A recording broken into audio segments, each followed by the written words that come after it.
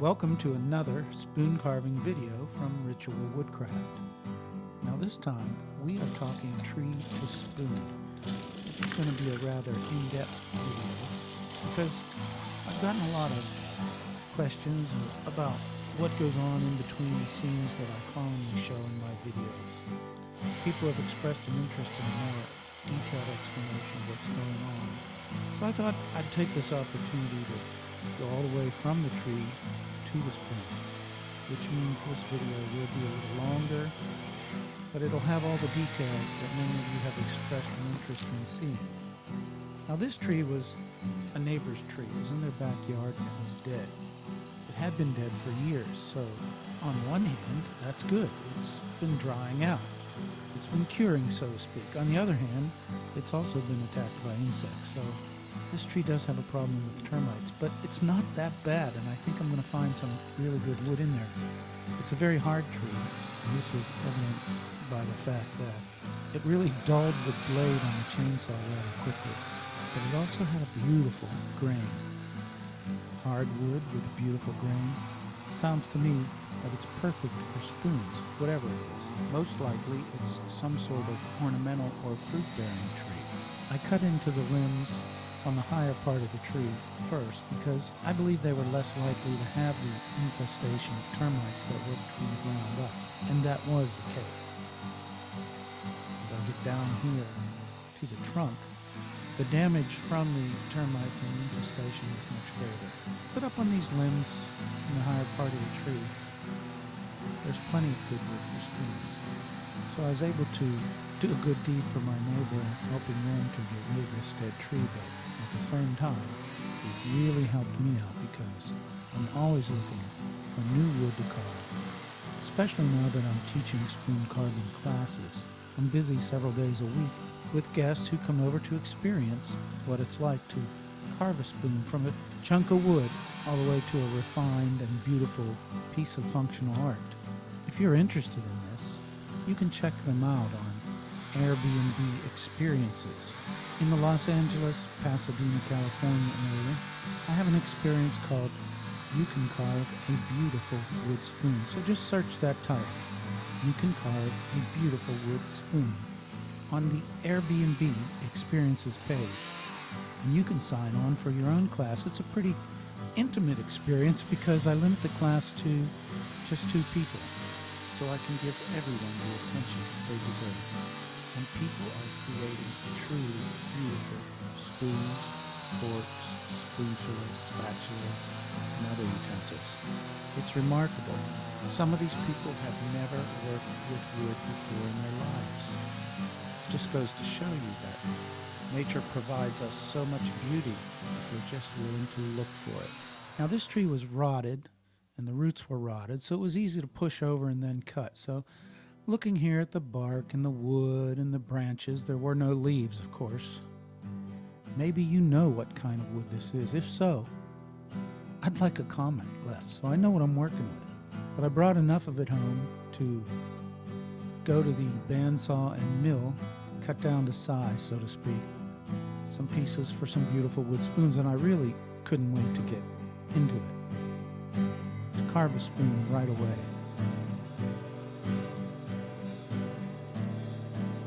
I wasn't milling this lumber for use in furniture or anything where it needed to be exactly to spec.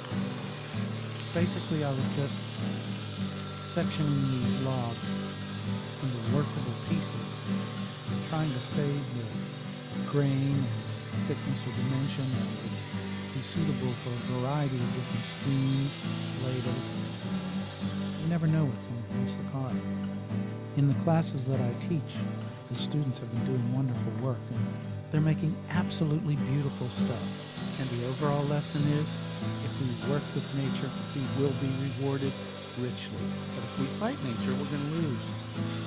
If you can go to Instagram, search Ritual Woodcraft on Instagram, you can see lots of images, pictures of those who have attended my classes, as well as the spoons and ladles and spatulas and spoonchulas that they have created.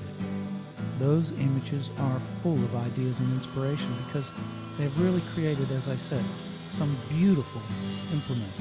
These are functional works of art. There's no reason why they can't last more than a lifetime. Family heirlooms. And man has been using it for thousands of years. And I work a lot building furniture in black walnut, so I have a lot of black walnut scrap. And my experience with this wood that I'm milling right here is that it's actually harder than the black walnut. But look at the grain.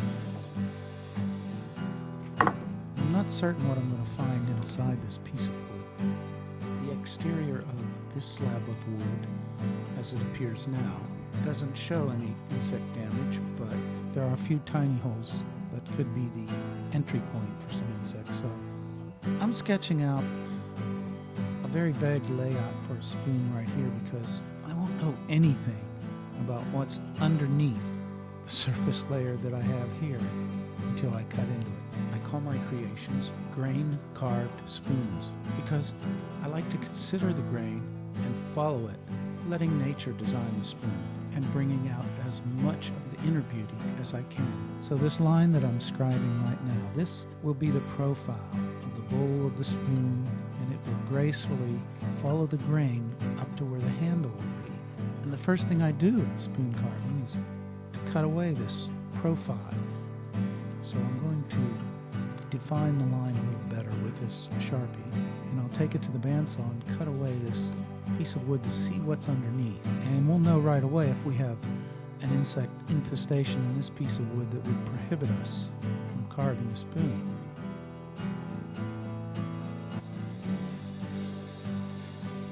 I don't need this little chunk on the end, so I'm cutting it off. And now I'll get to the business of cutting away the profile.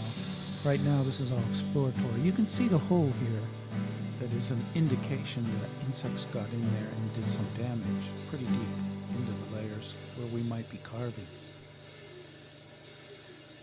And where I'm cutting right now, I'm hoping for solid wood there because the grain that I see indicates that the grain right where I'm cutting now will be beautiful and the perfect place for the bowl of the spoon. And we're about to see what we get.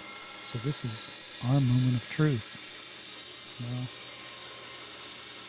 they've been here, and they've done that. Look at the grain there.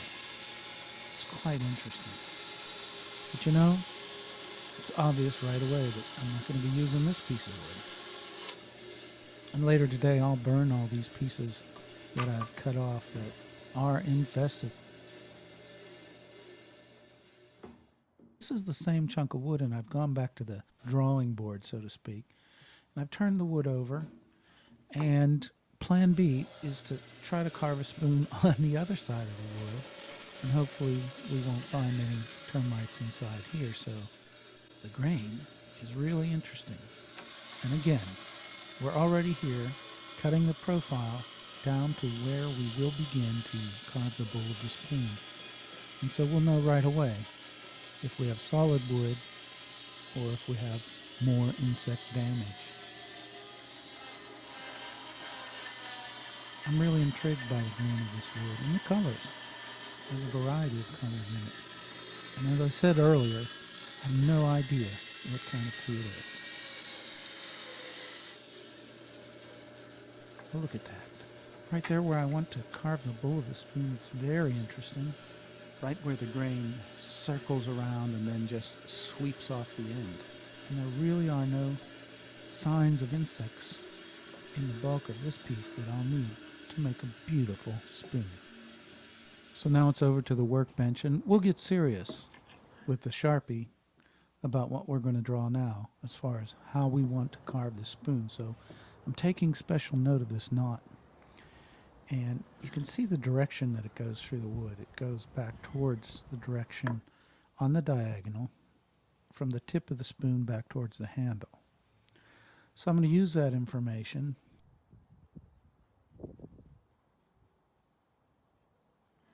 and I'm going to place my bowl right here on the very end. That's going to make a very interesting spoon. Then we'll follow the handle up and along the direction that the grain seems to turn, but this is kind of arbitrary at this point, and as we cut and carve into the wood, we'll redefine the exact shape of the spoon to follow the grain.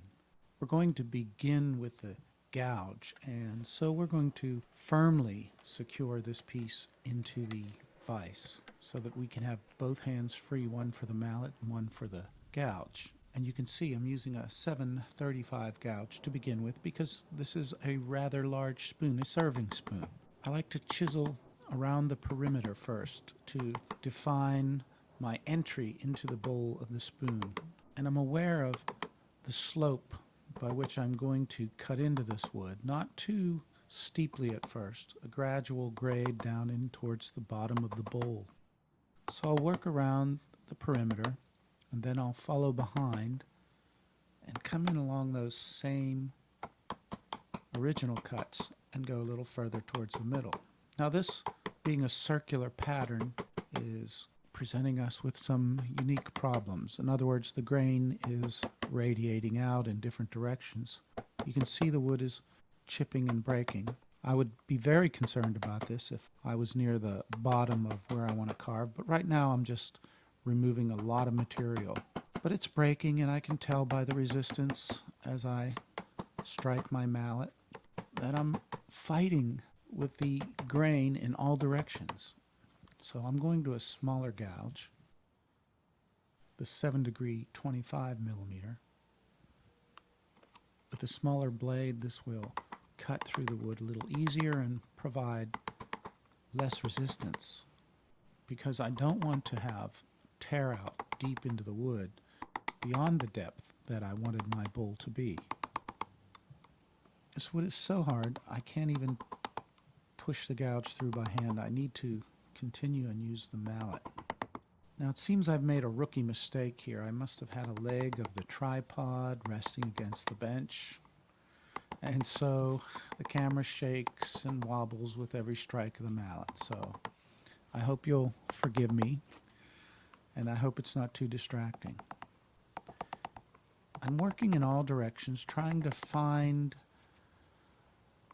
the way to cut through this grain without working against it. And in the center, right where there seems to be a knot, it radiates out in all directions. So I'll basically need to cut that in a circular pattern, moving my gouge in a circular fashion, because there is no one way to carve with the grain when it radiates out in all directions. And at this point, it's finesse, not power. I'm going to even a smaller gouge, a 7° 20 millimeter, smaller cuts, to see if I can finesse away the last layers of this wood without creating more gouges and tear outs that I have to deal with by making the bowl even deeper. And if you do happen to have a tear out, then you'll have a smaller tear out. Remember, every hole and tear out being the deepest part of where I'm carving, the only way I can get rid of that is to bring the other surfaces down to that level. And that's fine when we have a lot of wood to work with.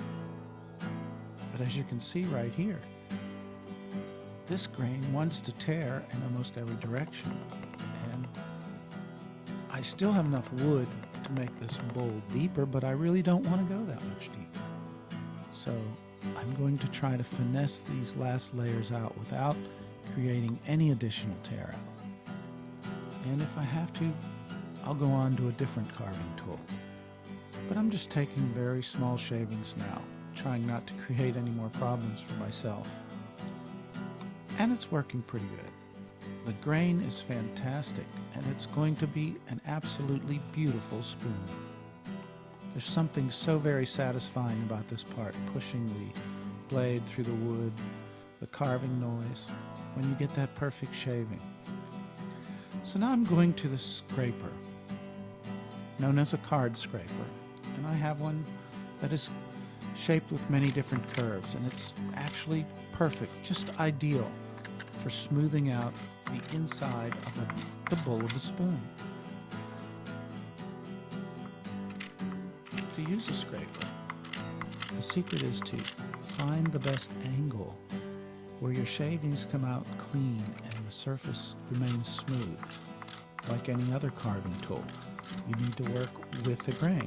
And as we've seen earlier, with this grain pattern inside the bowl of the spoon, especially the area where it radiates out from the knot, we're going to have to scrape in various directions so as not to create more work for ourselves.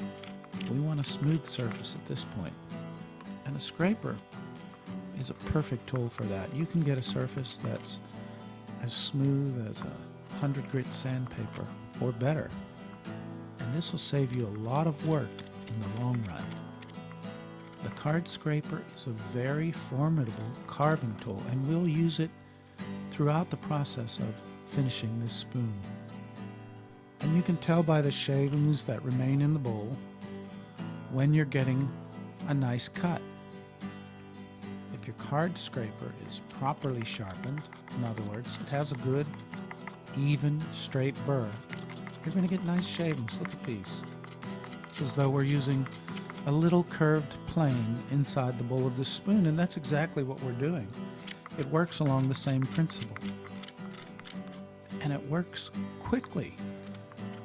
We can smooth out all the chop marks and all the scalloped edges from our gouges in no time using a card scraper, and then we can use it to help us verify that the bowl of our spoon has symmetry from one side to the other, simply by laying the shape that fits the bowl from side to side, registering one side against the other to see if it's even, if that's what we're looking for. There's no rule that says you need to make a symmetrical bowl, but in this case, that's what I'm looking for. You can pull the scraper, you can push the scraper. The secret is to find the way that it works best with the wood and the grain as it is. In other words, working with nature, not fighting it. This did a pretty good job of smoothing out the area around that knot. I can apply as little pressure or as much pressure as needed to get a nice smooth surface on the wood that I'm scraping.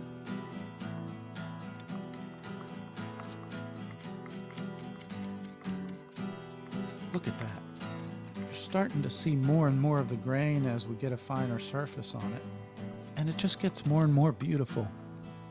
I'm always pleasantly surprised by what I find in a piece of wood, even when I don't find what I've expected. I really have never been disappointed. And I can actually see a crack right about there in this piece of wood. It wasn't completely dry, and after I cut it, it has started to change shape a little bit, and there's a crack forming, and the bowl's looking pretty symmetrical at this point. It's so beautiful, I'm willing to give it a try. We could give up now, and we could grab another piece of wood and start over, but I want to see this through and see what we get. I still don't know at this point if it's going to go all the way across the bowl of the spoon and the end might fall off, but we'll see if that crack presents a real problem or not. Look at those shavings. This scraper is making good contact with the wood and leaving a very smooth surface. I think we're ready to go and cut away some more of this wood that we won't be needing.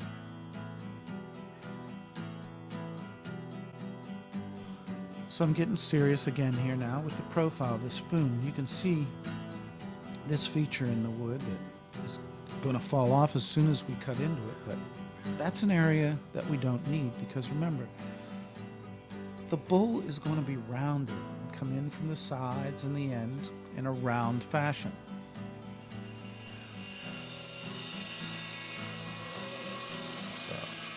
As we begin to cut, you can see it just falls away because it's actually separated there. But this is not in an area where it's going to cause us problems. I'm more concerned with the crack that's on the other side of this bowl. As we shave off more of the wood, that crack could continue across and actually separate. I'm going to put a hook on the end of this spoon, and everything at this point is exaggerated. There's a lot more wood indicated by the lines that I've drawn to be left on the piece of wood than we'll actually need.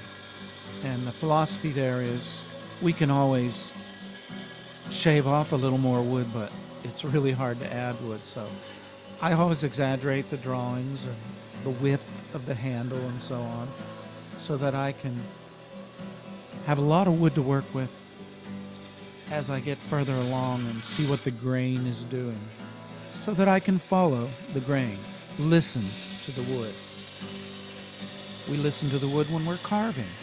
We can hear, we can see, and we can feel when we're fighting the grain. And that's nature's way of telling us, work with it instead. Look how beautiful the features of the grain are in this piece of wood. So we're just quickly cutting off a lot of the wood that we won't need.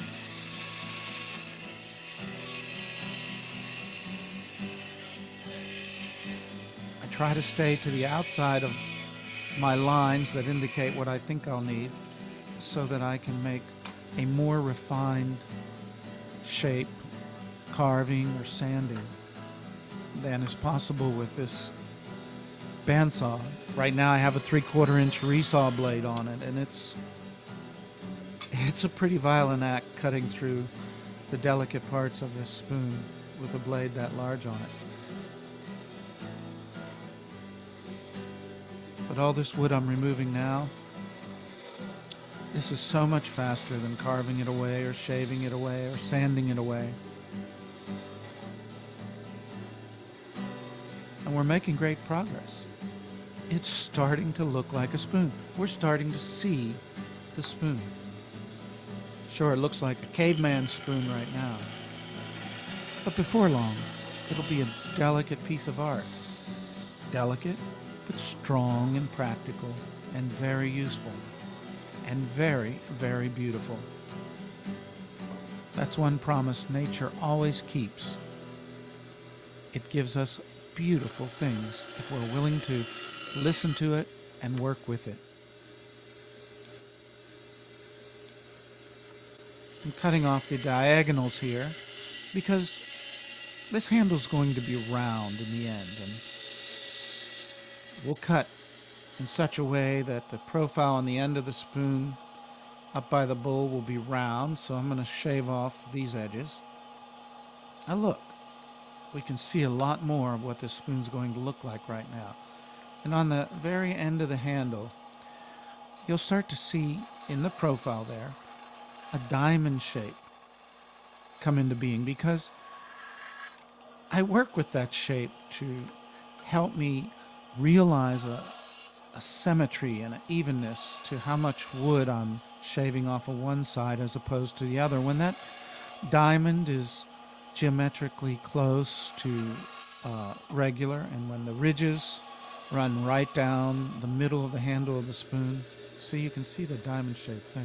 That diamond shape, as it carries through the handle of the spoon, will give us an indication that we're evenly removing wood.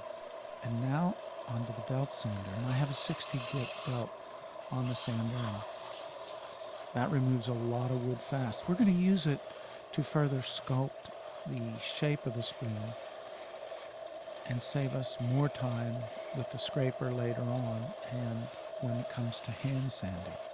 So we're going to let the belt sander do the work and use a light touch, because it can remove wood very fast, and we can remove too much wood before you know it. I sit down very low, so I'm almost at eye level with where the belt of the sander is making contact with the spoon, so that I can see exactly what's going on.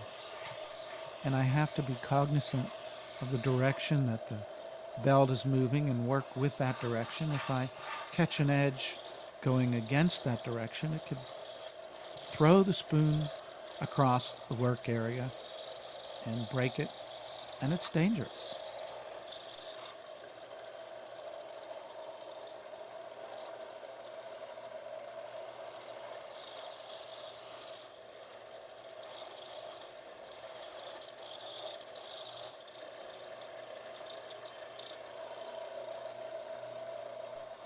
It's a flat surface on the top of this sander.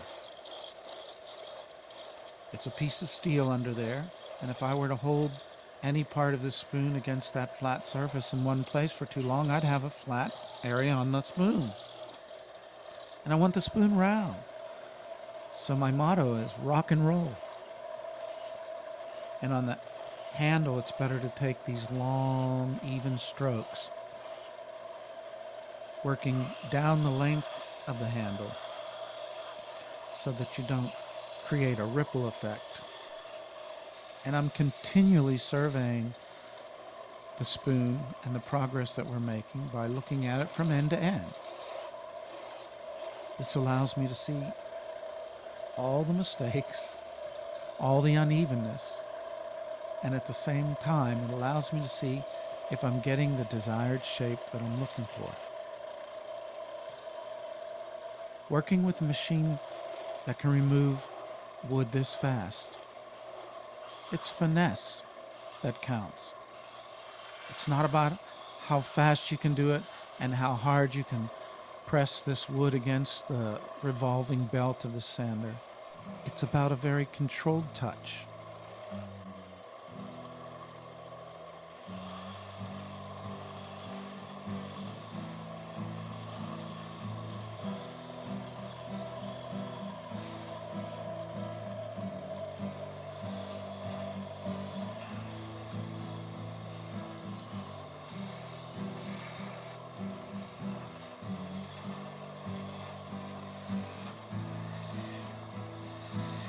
I'm working along the length of the handle, and I stop just as I get to the bowl of the spoon because I don't want to change the edge along the top of that bowl. And I'll get into that more later. Now, this is pretty rough and coarse sandpaper, and you can hit it a few times with your fingers and you'll be forgiven, but knuckles, well, you take the skin off a knuckle the first time, so be careful. But you can see what I'm doing here. I'm defining more of the final shape from stem to stern on this spoon, and I'm working to avoid flat spots and get nice, smooth, graceful curves. And this process normally takes me about 20 to 30 minutes per spoon.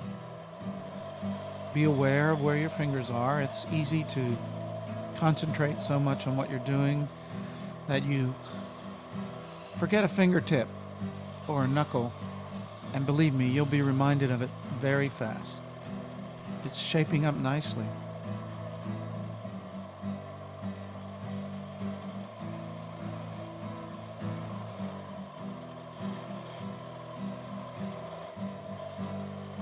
I use the rounded corner here on the belt sander to help me with the curve and rounded areas at the neck of the spoon.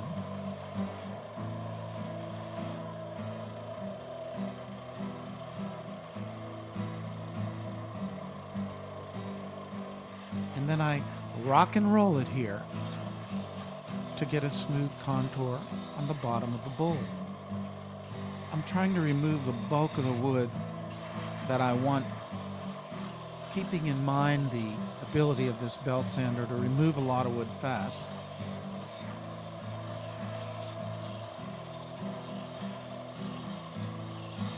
So be careful.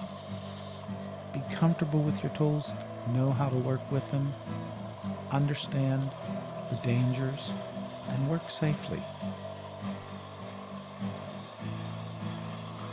And when you're working along the edges of the bowl of the spoon, be careful. Work up to the line that you've drawn, but not into it. Save that for when you're sanding or scraping by hand, because you make mistakes a lot slower that way.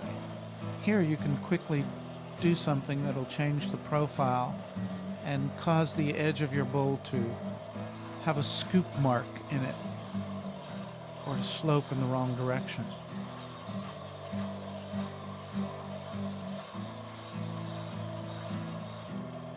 So I keep my eye on the inside and the outside of the bowl as I work it to create a smooth surface and not to make it too thin, and to make it nice and round.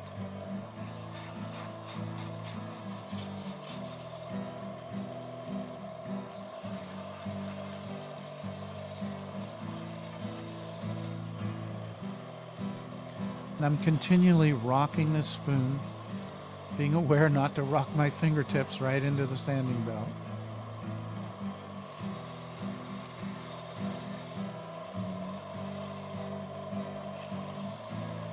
So I can't overemphasize that you just need to keep inspecting your spoon as you move along in the project. You can look at it from side to side and end to end, but continually reference it and make sure that you're getting the shapes that you want.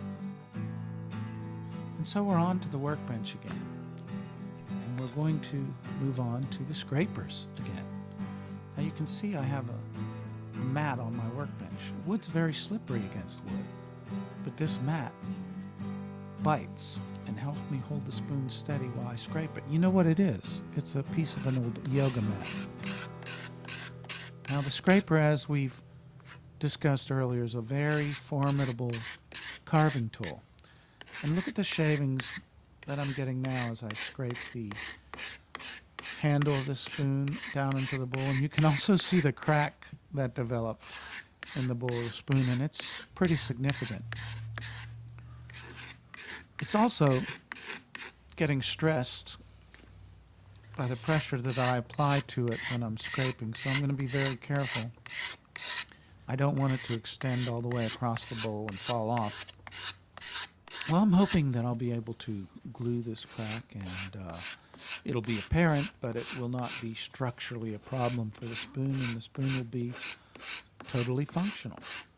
I'm not willing to give up yet, and I think the way this crack runs across the bowl, and I believe that I will be able to glue this successfully and still have a very strong and beautiful spoon. Time will tell. I probably won't continue scraping much longer just because of the stresses that it's putting on the crack. And I'll have to take a break to glue it and let the glue cure and harden, and then come back to the spoon later on.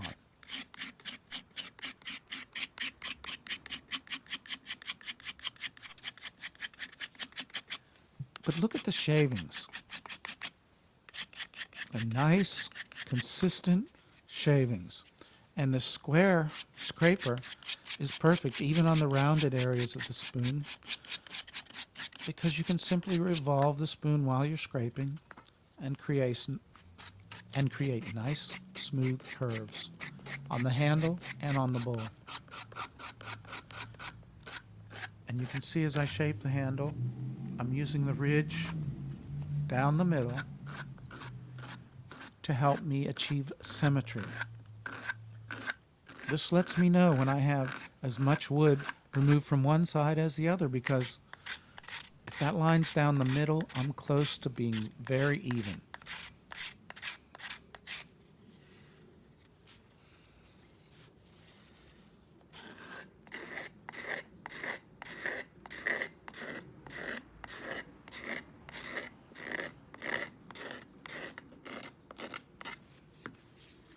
This rectangular card scraper is even good for getting down in the crook where I have this hook in the end of the handle. And that's going to be an area that needs some work, because if you remember, I just nibbled away at it with the resaw blade on my bandsaw, and it's pretty rough in there. But I'll work to smooth it out with sandpaper, the scraper. I even have a round chainsaw sharpening file that I can use right in the crook of that hook and make certain that it's smooth and contoured just the way that I want it. But these scrapers are a very effective carving tool. Along the handle here, I work it in a similar fashion. You might work a spoke shave, but I believe I have a lot more control because I'm holding the actual blade in my hand, and every little flex of my fingers and wrist and turn gives me a level of control that I wouldn't have with a spoke shave. My hands are right there where the cuts are being made, and that's an extraordinary level of control. There's the crack that we're concerned about. Also, card scrapers are one of the least expensive tools you can buy. You can get 4 or 5 of them off of Amazon for under $20. And shortly I'm going to take a break and put some waterproof, non-toxic wood glue in there and clamp it and let it cure and harden, and then we'll come back and finish this spoon. It's really looking beautiful at this point, and I'm glad that I haven't given up on it, and I really do hope that my attempt to glue up this crack is successful. I think it will be. Okay, I've glued it, and the glue has had time to cure and harden. And the integrity of the bowl is good. It's like one solid piece again. So we're going to begin with some 60 grit aluminum oxide abrasive sheets. This is the same grit that the belt sander had, and this removes wood very quickly. And we're going to work with the thickness of the paper. I'm folding it over in threes, and the contour of my hand to smooth out all the nice graceful curves in the spoon. You'll see how fast it goes.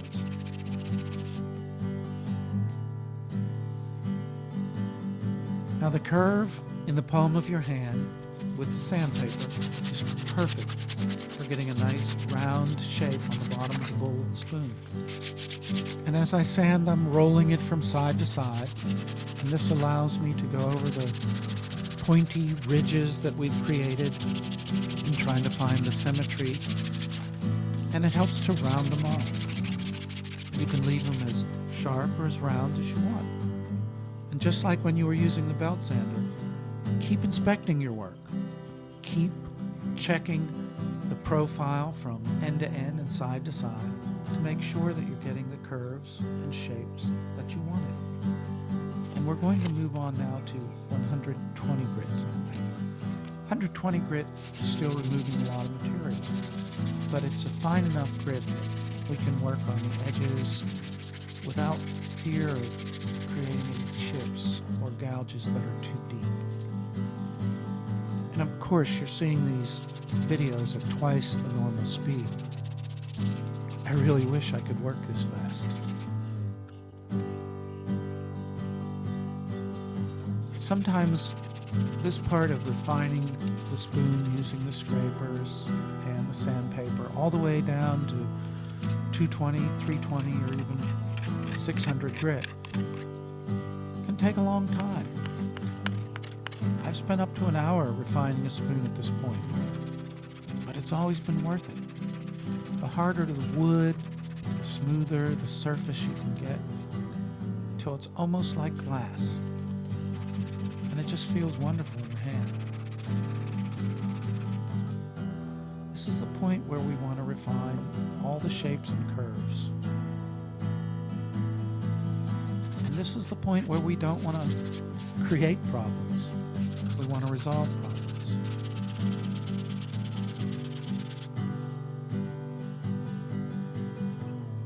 And the smoother we make the surface of the wood,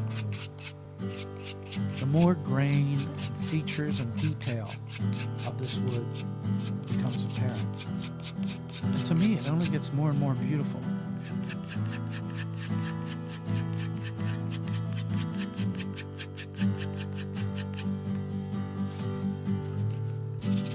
I sand along the edges of the bowl of the spoon very carefully because I want to know exactly what I'm doing when it comes to shaping that edge. I don't want it to dip down on the side profile. I don't want to change the contour that I had initially intended for it.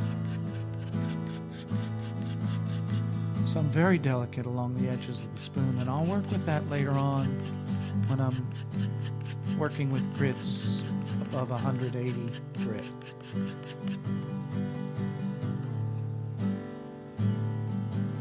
Now when it comes to the interior contour of the hook on this handle, I'm going to have to pay it some special attention. I'm going to use a carving knife in there to cut away some of the ridges left by the bandsaw. And then I'll attempt to smooth it further with the scraper and sandpaper and even a file. but the very tip of this knife works well. And just like a rectangular scraper can be used to create rounded surfaces, the sharp edge of the tip of this knife can be used to create a round contour right in the very down in the deepest part of this, by turning the blade as we cut, almost using it like a scraper.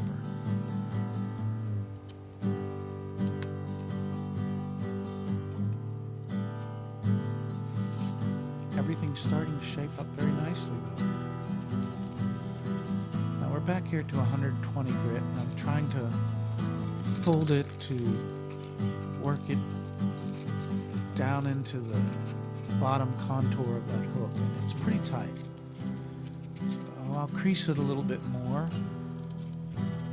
and that's going to work. That'll help me with the contour down inside and as it flares out onto the sides of the handle. And I can shave a little with the knife. Now, as I said, this file here is something I purchased to sharpen my chainsaw blades with, but it happens to be the perfect size for getting down deep into the hook of this handle. And it's a pretty fine file, so it's giving me a nice smooth surface, which I can refine further with sandpaper. And a card scraper.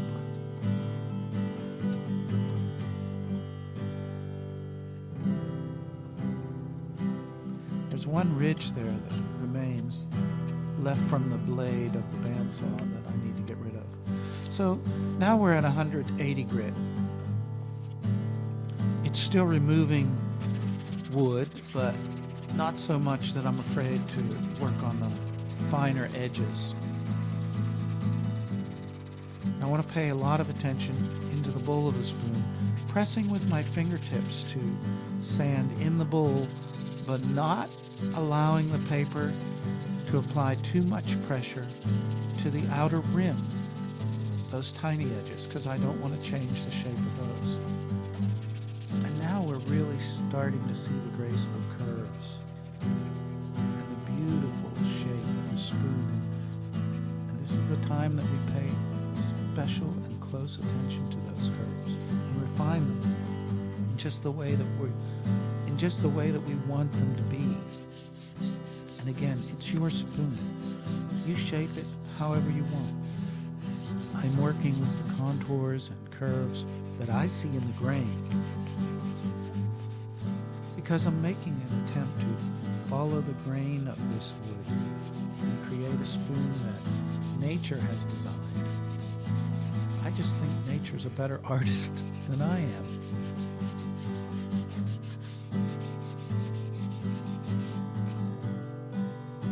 Still some rough edges right there in the neck of the spoon. They're not coming out with this 180 grit, so I'm actually going back to a little coarser because they're horizontal marks left by the bandsaw, and they're pretty deep. And when you're sanding, if you're using a fine grit sandpaper and you start to see some scratches or marks left from the previous grade sandpaper, you can put a lot of effort into it and not get anywhere fast. Sometimes it's better just to go back to the coarser grit and remove them, and then go over it again with the finer grit that you're working with. Now here comes my friend to check on the progress of my work, and I'm always glad to see her.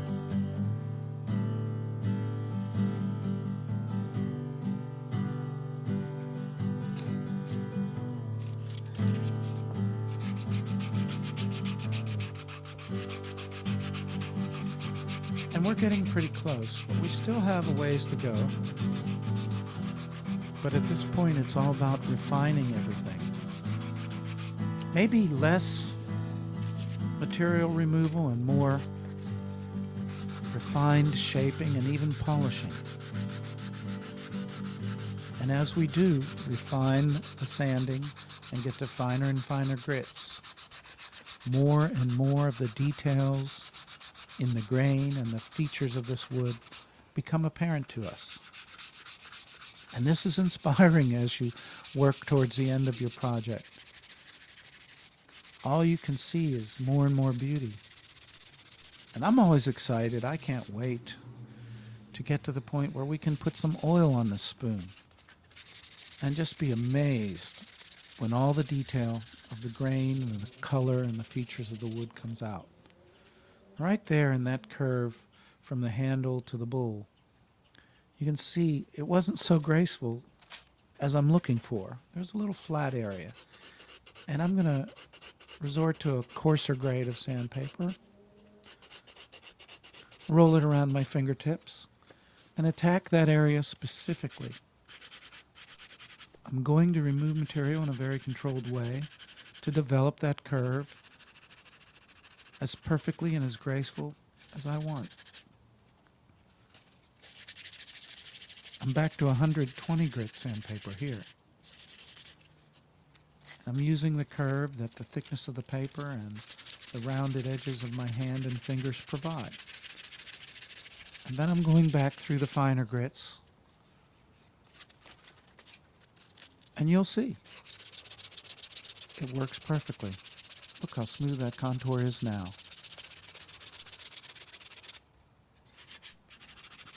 Again, sanding inside the bowl, I apply a pressure with my fingertips when I want to sand inside and not on the edges, so that I don't change the top contour of the rim of that bowl.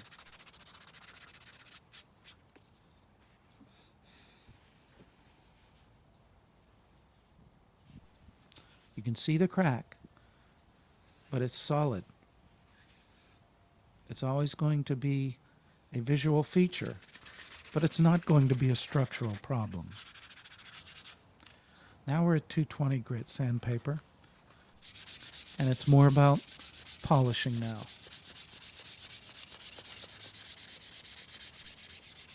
We can use this very fine grit on the edges of the rim of the bowl and develop those to be less sharp and nicely rounded, because we don't want this spoon to be a dribbler. Now looking at the hook, you can see it has a nice contour and shape. I'm going to refine that and work on the sharp ridges to round them over.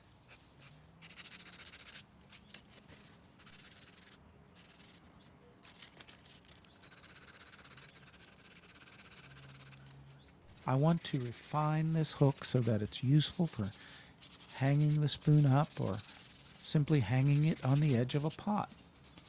But I don't want it to be dangerous in any way. I just don't want it that pointed.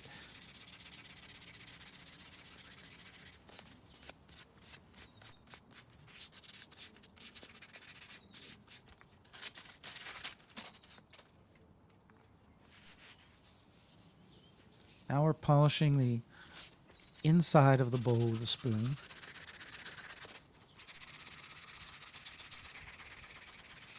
All the rough spots, all the wavy spots, all the mistakes will show when we get to this point.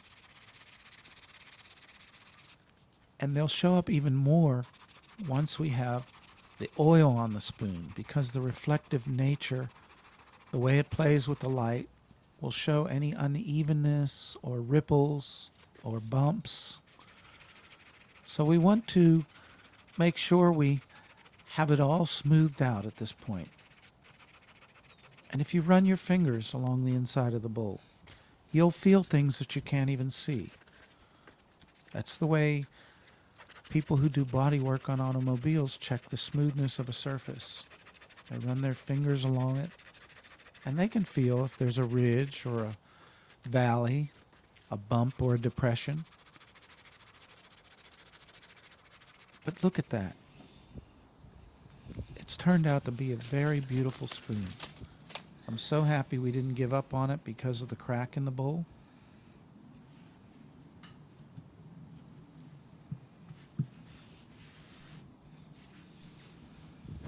And looking down the handle, we can see the profiles, the ridges that we've rounded off, the graceful arc in the handle.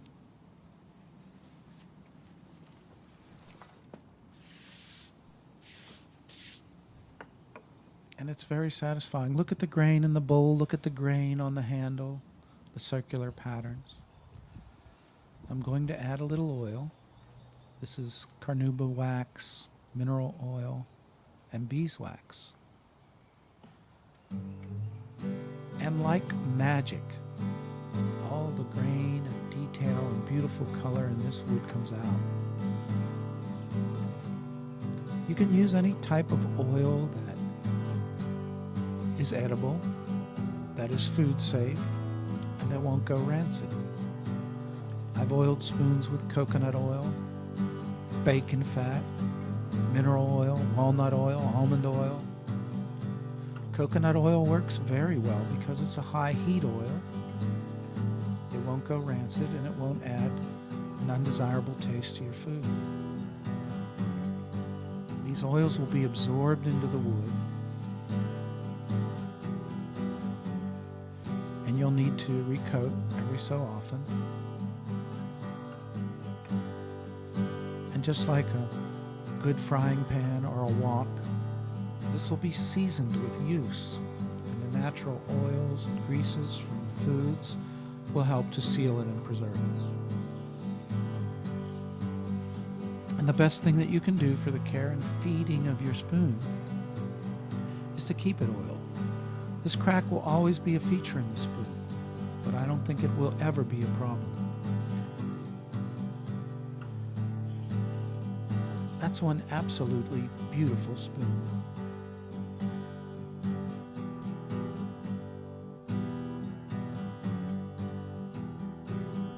As I zoom in close, you can see the detail in the way the grain radiates out from this knot. And now you understand what was causing us the problems in carving.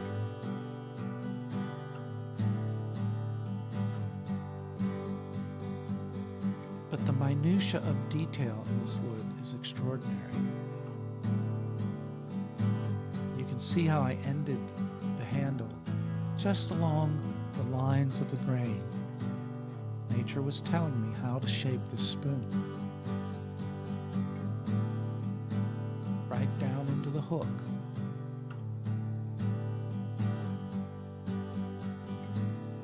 And because we listened to nature, nature gave us a beautiful end result. Nature is a mad scientist and a wonderful artist.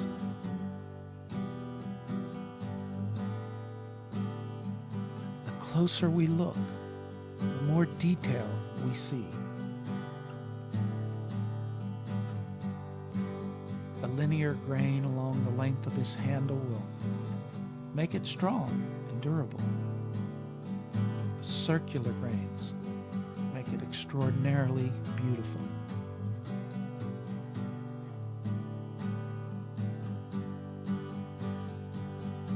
We've given the bowl a nice edge. It won't be a dribbler. And the colors are radiant. Every time I carve a spoon, I learn something, and I hope you have too. So I was able to end the day with a nice little campfire in the backyard, burning up all the termite-infested pieces. I hope you enjoyed the video, and I hope you'll come back.